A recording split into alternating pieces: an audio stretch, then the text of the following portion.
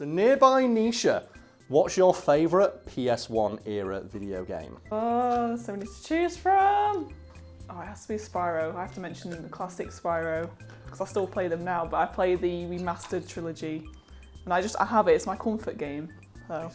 It's so good. Wasn't it like Elijah Wood or something that did Spyro? That was in the new series, so not the original 3. Weirdly enough, like, well, my favourite, like, celebrity cameo in a PS1 game has got to be the entirety of the Wu-Tang clan. Wu-Tang Shaolin style, alternately and more awesomely known as Wu-Tang Taste the Pain over here in Europe, is a rather obscure fighting game for the PlayStation 1 where you take control of every member of the Wu-Tang clan as they try to ninja flip the dick off a group of generic Shaolin style enemies. Like, that's the thing. Do you remember, like, my favourite character, Master Killer, had a move where all he does is just front flip and it's so strong.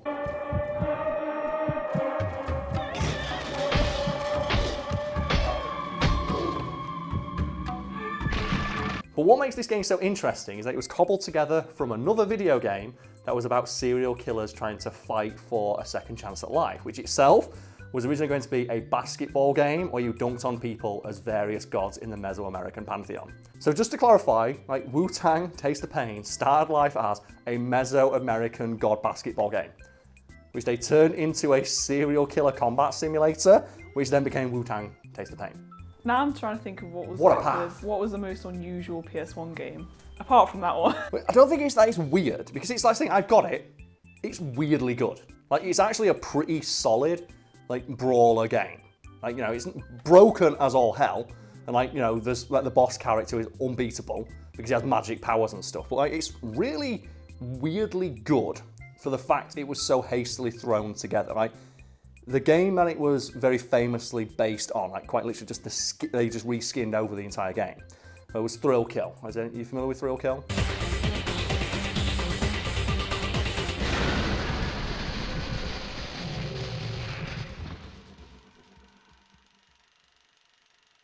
I think you are, Brad, yes? Yeah. Okay, so Thrill Kill was a infamous, like, PS1 game where you play as serial killers who were all fighting each other for a chance to come back from the dead. And it was sold on its extreme violence and, like, sexual content. And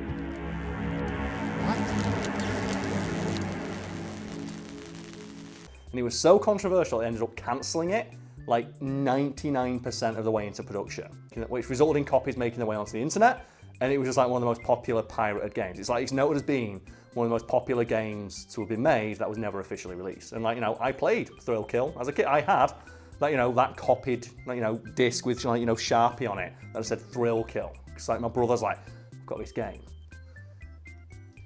where you can kill people. I'm like, holy shit. It's like, oh, it's Mortal Kombat. No, it's better than Mortal Kombat because this game is 3D.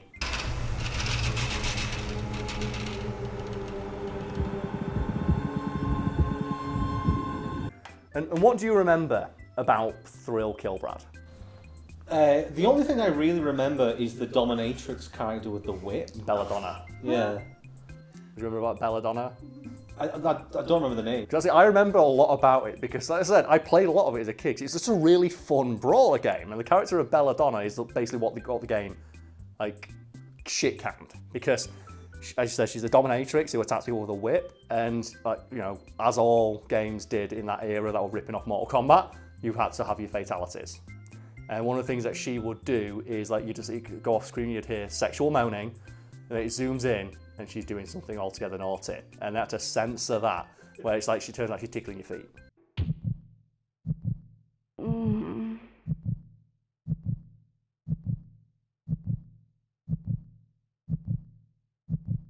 Altogether not. And it's kind of a shame that the game was shit canned because, like, ignoring all, like, the edgelord stuff that's in there, like, all boobs and violence and stuff, the character designs were pretty good. As I said, it's a bunch of serial killers who've been condemned to hell and made to fight in a tournament for a second chance at life. That's a pretty unique concept. I kind of like that, right? That's pretty cool. Yeah. And the characters are really eclectic. Like you said, you have a dominatrix, and, like, I think her backstory is she walked in on her husband cheating on her, so she just snapped and became a serial killer and killed him. You have a contortionist who was, like, assaulted and then used her contortionist skills to break people's neck. You have, like, a 500-pound gorilla man who was a postal worker who went postal. You have a plastic surgeon with a bear trap for a face. That was like just convicted of just mutilating people on the surgery table. You have like a cannibal who was convicted of like feeding people to other people via his sausages, and he fights with like a torn off limb.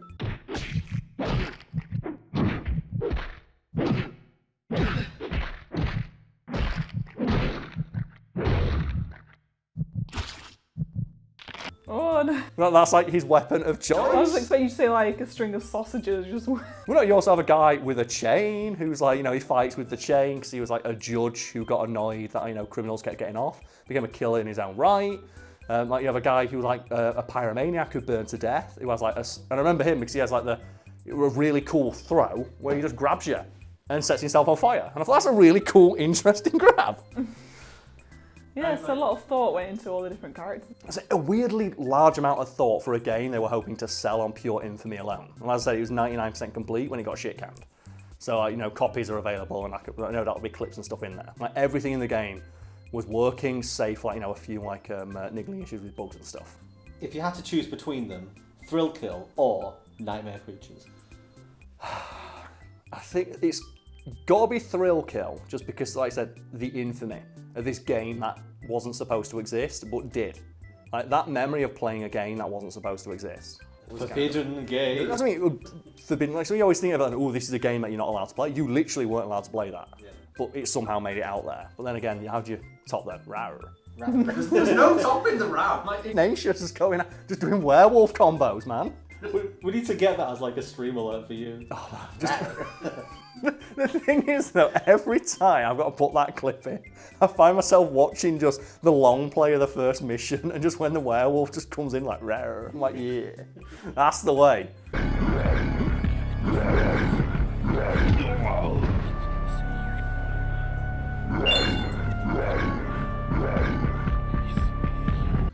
Like we've mentioned a few times, we go down rabbit holes on YouTube. I went down one recently where I just kept watching long plays of just old PS1 games I'd not seen in years, and like just rediscovering games I forgot about. Like, I don't know, not that, because I never played Nightmare Creatures, but there was one I played that if you told me the name, I'd be like, I have no idea what you're on about. But when I saw it, I was like, yeah, this is like sparking something in the back of my mind. It's called Siphon Filter. Yeah, I remember. That's the one where the first mission you have the taser that goes like a mile, and you just tase everybody, and it's so strong. It's the strongest, most terrifying taser that's ever existed.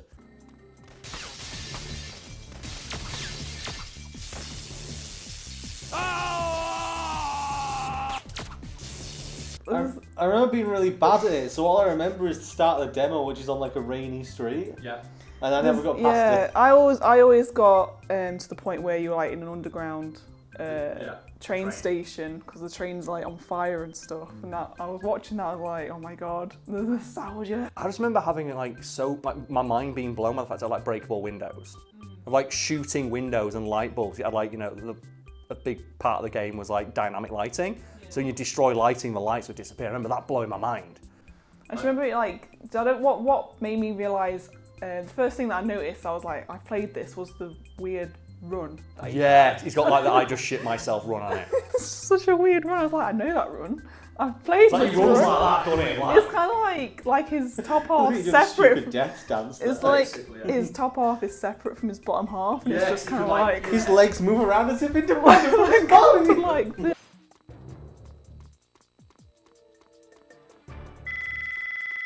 One for me that I remember being weirdly good was the Die Hard game, which I have through that I saw it for sale and I bought it because it was 3 games in one. And Die Hard 1 is a top-down shooter.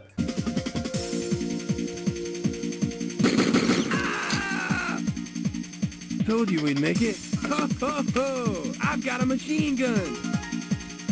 Die Hard 2 is a light gun shooter.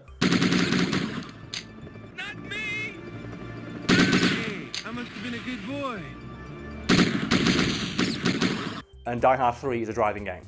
And I thought, what an interesting way of doing that. You get 3 games in one, and they were all really fun. I don't remember a lot of driving in Die Hard 3. Well, it's set entirely in the car, isn't it? You know, it's like, you know, Samuel L. Jackson and Bruce Willis driving to each location. Oh, I thought they just wandered. No, It's been a long time since I've seen it. Oh dear. I told you the park drive is always jammed. I didn't say Park Drive. I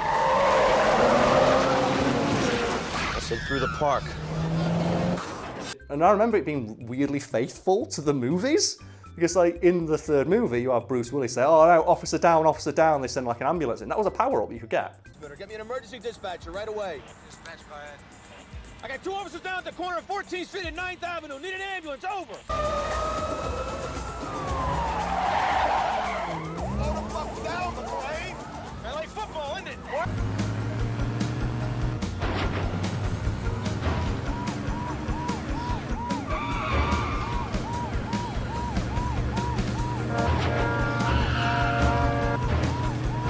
You'd get a power-up where an ambulance will come in and get rid of all the traffic in your way. And I just thought, it's like, why is that detail in this, like, cash-in game? Or I think, remember we talked about, like, Apocalypse, like that forgotten Bruce Willis game, where Bruce Willis fights the 4 horsemen of the apocalypse? And, like, he voiced the character, and you've got to fight, like, war and famine as Bruce Willis, and he can send out, like, power waves? Time to get jacked up for Armageddon. Bruce Willis stars as Trey Kincaid, your virtual partner in the Apocalypse adventure. Motion capture technology was used to fully integrate Bruce into the game. Apocalypse is set in a dark and violent future where science and religion are competing forces of society. Yeah, I remember seeing a breakdown, like, the PS1 era video gaming was probably the most experimental era we got, because there was nothing set in stone yet. People could still have new ideas. Like, when a first-person shooter comes out now, you know it's going to have Call of Duty controls. Like, there is, like, a set way that this genre has been handled. It's like, you know, it's a solved issue at this point. But back in the day, it wasn't, and people were free to experiment. It didn't always work, but it was always interesting. It's so strange now going back to old games of, like, a franchise, and the controls just don't work the same way. Yeah. Like, I remember FIFA, sprint used to be on a different button. Yeah. And it gets really confusing when you play an old FIFA game and you're like, I can't run. What's It's that? because it's the wrong button. Well, it's that thing as well, isn't it, of nowadays, you can do anything with, like, you know, the game engines and stuff. So there's no problems that need to be solved, whereas, like, back in the day, well, the limitations mean that you've got to get really creative with how you handle them. Like, you mentioned, like, Spyro and stuff, Nisha. If you remember the first video I ever did was about Crash Bandicoot, where they put all of the game data on the edge of the disc and put, like, 8 gig of, like, junk data on the center because they realized we can get the game to load faster and, like, more effectively. If we put all the game data on the edge of a disc, it spins faster. But it's constantly figuring out which pages it's going to load in if you're going this way and which pages are going to load in if you're going that way. And it throws away old pages that it doesn't need and loads new ones into their place. Any page can replace any other page, as long as you never need more than 16 active ones at once. And I'm fascinated by stuff like that. I said that's how Wu-Tang Taste the Pain came out. It started live as a basketball game where you played as members of the Mesoamerican Pantheon, turned into a serial killer game. It got cancelled, like the engine was there. It's really fun. Like, well, the Wu-Tang Clan want to make a video game. Let's just put the Wu-Tang Clan into it. Was it actually basketball, or was it that hoops game that was you that see in, hoops like, game. El Dorado? Yeah, it was that thing. But you were playing as gods, and it was like, you know, you'd get, like, So El power-ups. Dorado? Basically, yeah. It was a Road to El Dorado sports game. It could have been, but they thought, well, let's turn it into this weird serial killer brawler. And then after that was done, they brought the Wu-Tang Clan. And you might think, like, okay, to say just reskinned over it. Well, yeah. And if you can, like, if you play Thrill Kill or you watch, like, gameplay of Thrill Kill, you can see, okay, so like Dr. Foster's, for example, like the doctor guy. Okay, that's like Inspector Deck, because it's the same moveset. Like, he fights with a scalpel, and Inspector Deck's like, oh, he's got pointed fingers.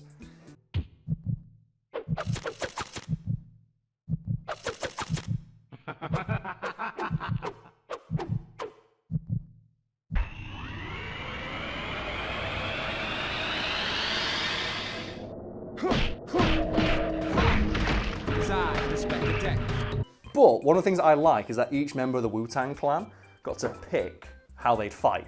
And the way that their fighting styles are reflective of their lyrics as part of, like, the Wu-Tang Clan. But you said they had the same moveset, so do they have to pick within the framework of the existing characters? There's some stuff got messed around with. Like, for example, like the RZA.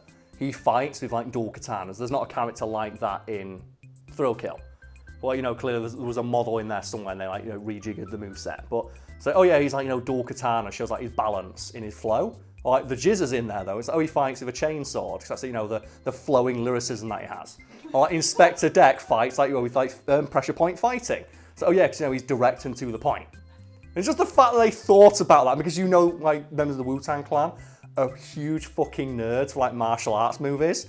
You know they sat down and thought of that themselves. And they did all their own voice acting and stuff, and some of the voice acting is fucking terrible.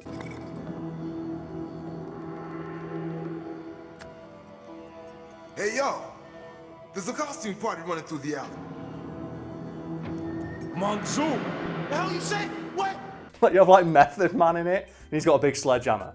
Because of course he has. And like one of his taunts is he just does like Joe the Happy Gilmore just crotch thrust, and he goes like, dig it. And it's like, let's go.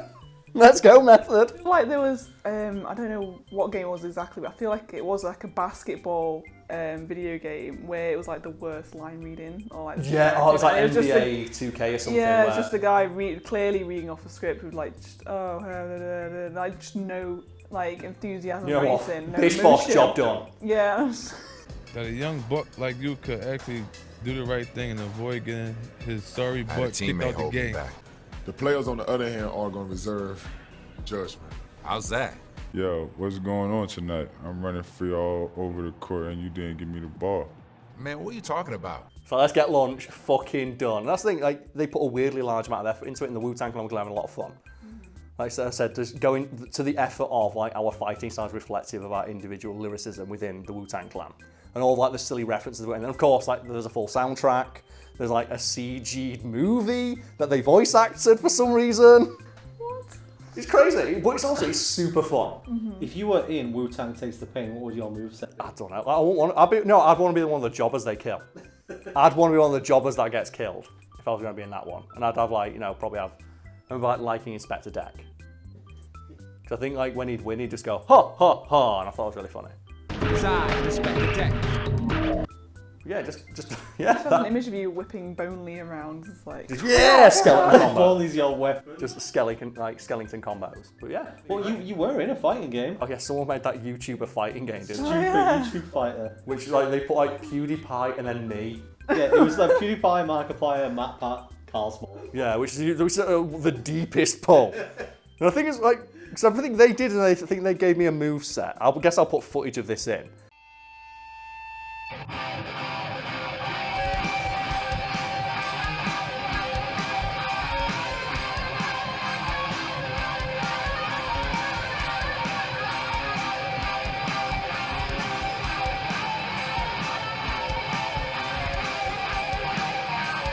I'm very thankful they did it. I didn't get asked permission. Well, I remember you saying in the video, you said, they never asked my permission, but you said, I appreciate the balls of it so much of just putting me, random chuckle fuck, in this game. Yeah, and it's like, I think if they'd have asked me, I'd have done voice acting for it for free, because who gives a shit? But I think they made my moveset of like, you can jump into the green screen and jump back out. Yeah, you had like an invisibility ability. Which I thought was like, okay, or like, I'd distract people by just like saying random facts at them, and it just plays like voice. Throw down a fiend, and it would like... I appreciate the effort. I think I still have it. Welcome to the YouTube Fighter Overview for Karl Smallwood. Karl's stat advantage is health, and his ability type is tank. If you've got it, yeah, record some gameplay footage for me. Because I think like they released a trailer, and you have like obviously I think PewDiePie played it, and you have all the comments like, who the fuck Karl Smallwood? The thought of your like fighting skills, just saying random facts and distracting people. So whenever Karl and I get into an argument, he just starts spouting facts, and I just feel myself being weighed down by the knowledge. So crazy, but yeah, I guess I'm in a fighting game already. Which means I could technically be in Smash Bros if I want. Oh man, if there's a modding community, is it possible to add like Karl to like Tekken? But no, it's that thing like if someone wants to take that game and mod it to put me in, let me know if you can do it. I'll do voice acting for it. I don't give a shit. Yeah, so yeah, let's talk about PS1 games. So I played like, you know, the shit out of Wu-Tang Takes the Pain. One of the things that I really like about this is, because Thrill Kill was very violent, and they had to take all the violence out for the game. But what they did is like, well, there was a password to unlock all the violent content, but the password's just in the instruction book. For God's sake. So it's like, one of those things like, okay, but we've taken all the violence out. I think this was something like a Mortal Kombat game, where it's like, oh, we can't release, I think it's like the Sega or the snares are like, you're not allowed to release it with all the violence in there, so they turn the blood to sweat. So it's like, grey. But then there's just a code that you can put in to turn it back to blood. I never understood when they release a game and then somebody digs through the code and finds there's this hidden thing, or it happens to be like a nude model or something, and suddenly everyone's up in arms like, we have to return this product, swap it out. It was like hot coffee, wasn't it? That's how basically... But I never got that, because you can't access it unless you're a modder, and at that point you're looking for it. Yeah. It's not like anyone's going to accidentally stumble across it. People don't know that reference. It's pretty old now. In Grand Theft Auto San Andreas, there was some unused stuff in the game called Hot Coffee. It's where your girlfriend invites you in for coffee. And there's going to be a mini game where you ploughed CJ's girlfriend. And they realised, okay, this is fucking bad. This is cringy as fuck. Bit distasteful. It's not even distasteful, it's cringy as anything, like a mini game where you have sex with your girlfriend. It's like smash cut to that moment in God of War where they put that in.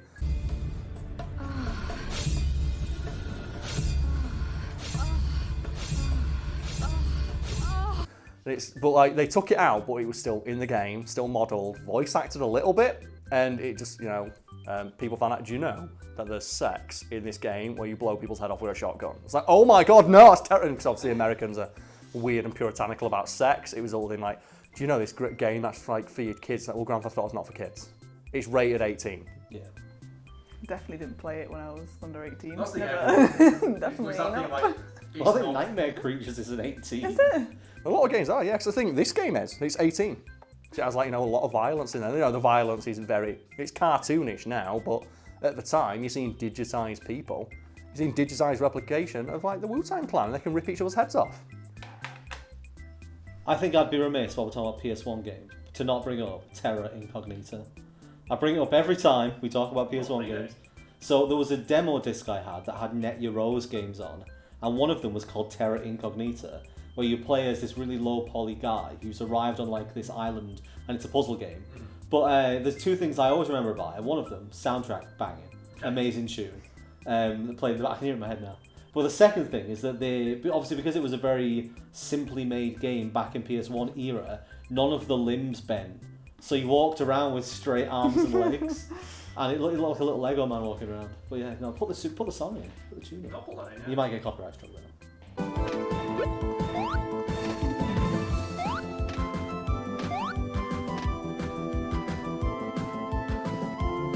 Normally you get away with video games. I'll probably not be able to put any stuff in from the Wu-Tang because it is actual licensed music soundtrack. Which reminds me of speaking of rappers kicking the shit out of each other, the Def Jam series, which I think, I mentioned Mortal Kombat and stuff, and Mortal Kombat 1's coming out, and I'm at that point now where it's the violence is so realistic, it's just off-putting. Yeah. And I just look at it and go, I don't like this.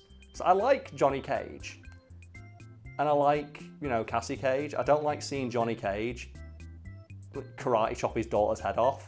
That doesn't make me feel good. But the Def Jam games, it's violent, but it's so cartoonish to the point where you are doing straight up JoJo shit. My money's on me, kicking your bitch ass all night long.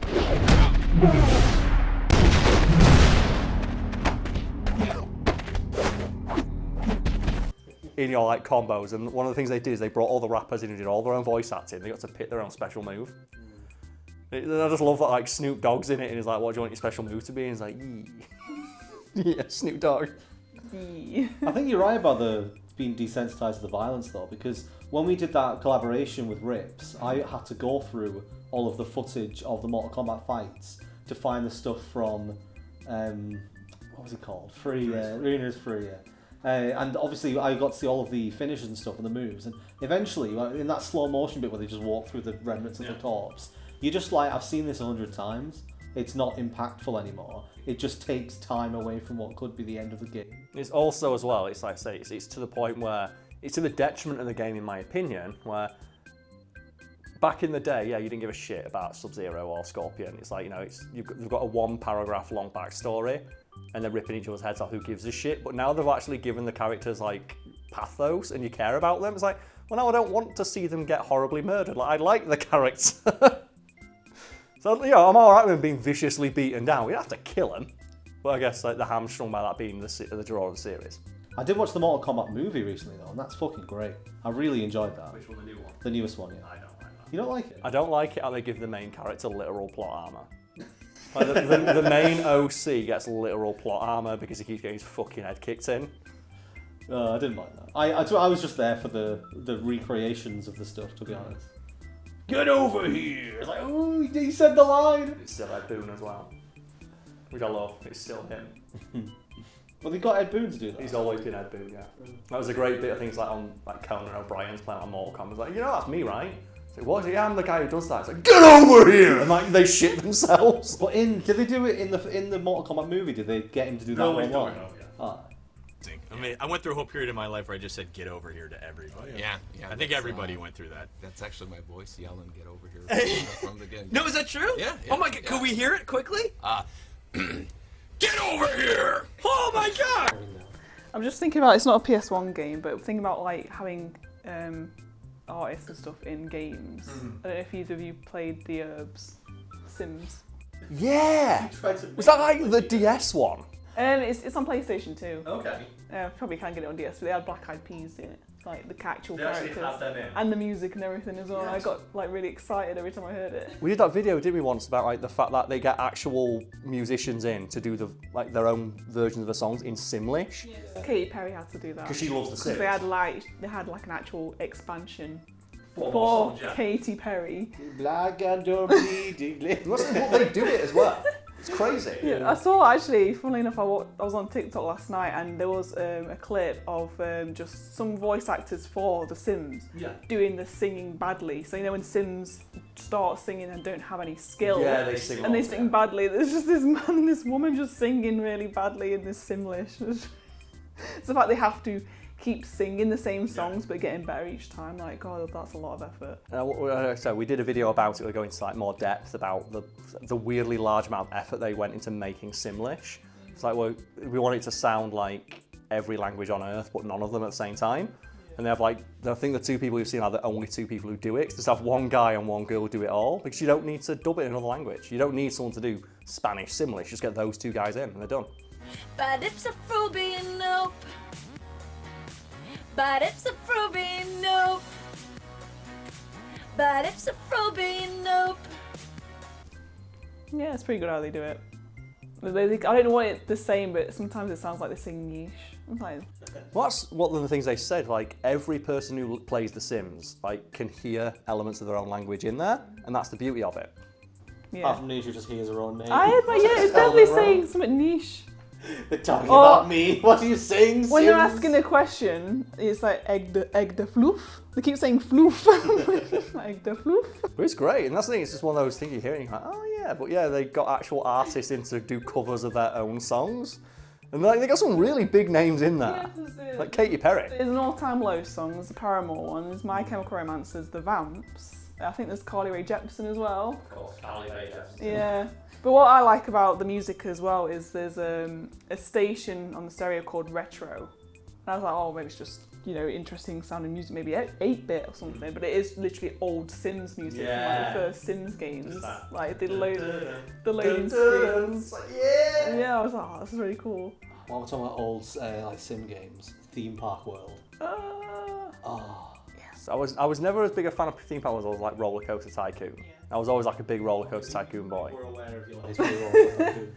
No, Theme Park World, because you know the music's good. Then you've got the little Scottish guy. Oh no, he's like, it's really we annoying. discovered a new ride, researched a new ride, Upgrade. That's good too. That's someone who played it a lot. That's someone who played it a lot. Okay, so like voice lines, we're gonna let it live rent free in my head. Then let's go for that. Nice. When it gets pointed out to you that What was it? Snake. Oh yeah. It gets pointed out to you that 90% of Snake's dialogue is him repeating something said to him back, because he's like the player avatar, and it's like, we're supposed to be the most greatest soldier ever lived. Why, you know what a fucking Metal Gear is? How does he go on the mission before being briefed on what a Metal Gear is? It's like Archon's like, it's armed with nuclear warheads. Snake's like, nuclear warheads? And then it'll cut to the description. Here's what a nuclear warhead is. Like, man, Snake's an idiot. He don't know anything. He's supposed to be the greatest soldier ever lived. He just follows orders. He doesn't need to know anything. That's the easiest one. It's like, I don't know. Snake. Oh, there's I can't remember the full quote, but I tweeted it out recently to see if anybody would respond. But it's like the purple slapjaw or something with a tuning fork does a raw blink on Harry Carry Rock. I need scissors. 61. It's what the Colonel says when he's the AI's been messed up. Oh yeah, he's like lally lally low and all that that's stuff. one of the quotes I always remember because it was just so bizarre. I tweeted it out. I was like, someone's gonna be like, oh, no one did. Just ignored. I do like though when you mention like bad line readings when like the actors just out of nowhere just give it their fucking all. So I was thinking it was like there's a Tony Hawk's game where like the efforts in that like they're all done by the actual like skaters in real life. I forget which one it was, but in the first Tony Hawk's game, clearly some guy was taking the piss and they're like, like one guy just goes, for no reason. And it gets me every time. Sometimes you fall over and just this one guy just screams like 40 minutes. Like he just Ruby Road in it. It's fantastic. It's a famous Spider-Man line, isn't it? Oh, Sharker. If that's not in Spider-Man 2, what are they even doing? If they don't put that line in. You know what, I just thought of something like in the most recent like GTA games is when you're on a mission and you're in conversation, if you accidentally crash, they pause and then repeat themselves and carry on. Spider-Man, the newest one, we're going to run out of time soon, but the newest Spider-Man had where they recorded, they did like calm dialogue and then action dialogue. Yeah, I think like they just went outside the studio and ran around a few times and did it all again. Grand Theft Auto, my favourite line.